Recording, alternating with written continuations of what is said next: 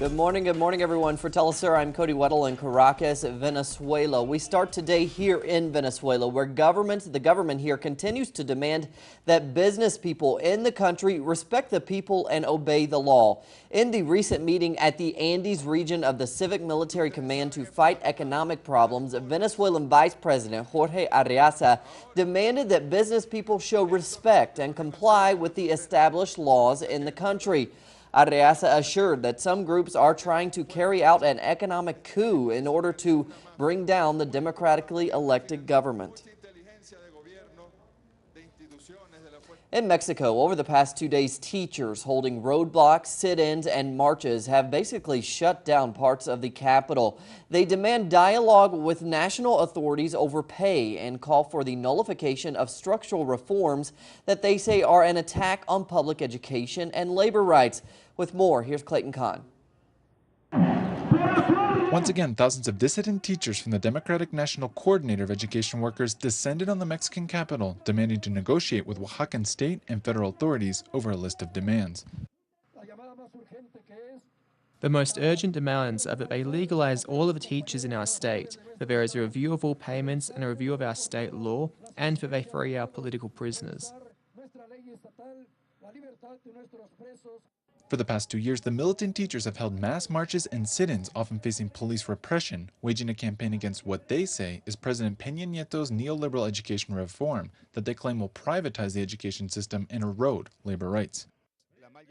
The education reform has various aspects. Fundamentally, the issue is with the defense of public education, the defense of labor stability, to defend and be able to count on a salary, the defense of our employment, and above all, punitive evaluations. The combative teachers have also given support and solidarity to the families, classmates, and movement around the disappeared 43 Ayotzinapa students, who in turn expressed their support of the teachers denouncing Mexico's structural reforms. It's a blow to the entire country, a blow to families, a blow to students, domestic workers, to everyone. These structural reforms do not help the Mexican people. The teachers have reinforced an indefinite sit-in in the plaza of the capital's infamous Revolution Monument, declaring that they will not leave until their demands are met. Clayton Kahn, Telesur, Mexico City. Grassroots actions against oil and mining companies are increasing in Peru. That's where our correspondent Raul Mora explains how protesters have lost trust in the government as well as in private companies. Farmers organized by the Environmental Defense Front of Pichanaki have blocked the main road in the central Amazon region of Peru, demanding that the multinational Plus Petrol puts an end to oil explorations and the mining company Simsa halts its operations. Hundreds of protesters have claimed that they have no trust in the companies and the government after years of asking them to engage in dialogue. They are deceiving by saying that they are people of progress, and they are the people of the future working for progress in Pichanaki. It's a lie. These are bad people. They are people who destroy our environment, our water, leave our land without food, leave everyone malnourished, and we are not going to have anything left for our future. Raúl Arias from the Assembly of Peoples from Peru explained that tensions in the region have been building for years due to a history of environmental damage caused by large business in the extractive sector, which ignored the voice of farmers and other native communities. Last year, there were demonstrations of no less than 10,000 people in the central jungle. They went there from diverse areas of Junín and surrounding regions.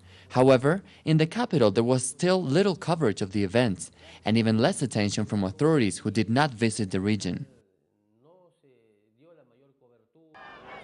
Peruvian President Ollanta Humala's administration has faced a series of protests this year against extracted companies that are far from being resolved.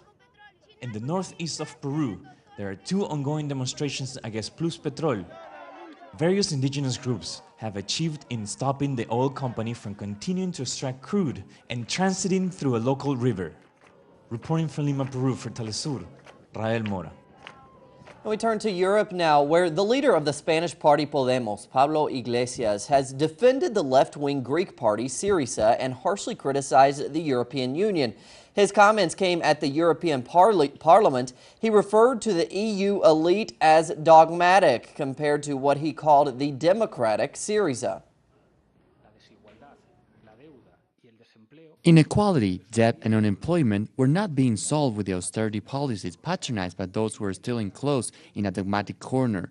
Democracy means when you do something wrong, you can change it and do things differently.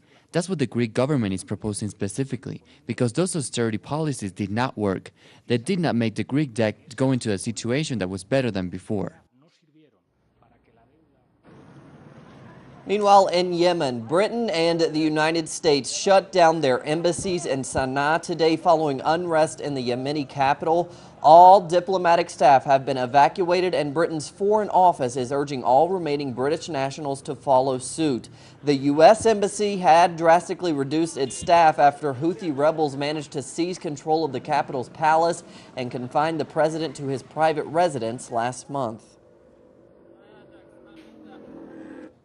After 4 years of conflict in Syria, the situation remains complicated there, but a national coordinating committee is attempting to find a solution to the bloody conflict. We go to Nashwan Abdullah. The National Coordination Committee have held a conference on the Syrian peace talks currently underway, especially in Cairo and Rasha. They stressed that the only solution is a political one.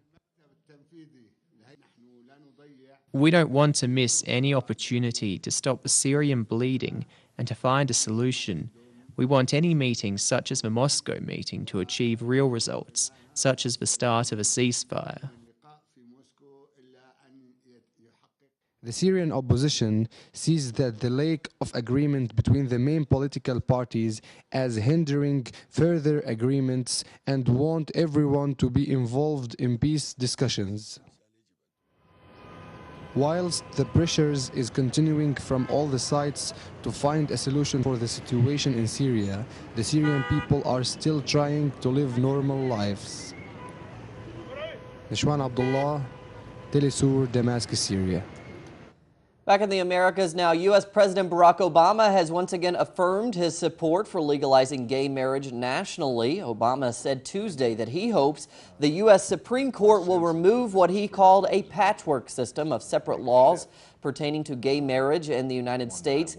Gay marriage is legal in some U.S. states, but not all. Obama says it's time to recognize that under the Equal Protection Clause of the U.S. Constitution, same-sex couples should have the same rights as anybody else.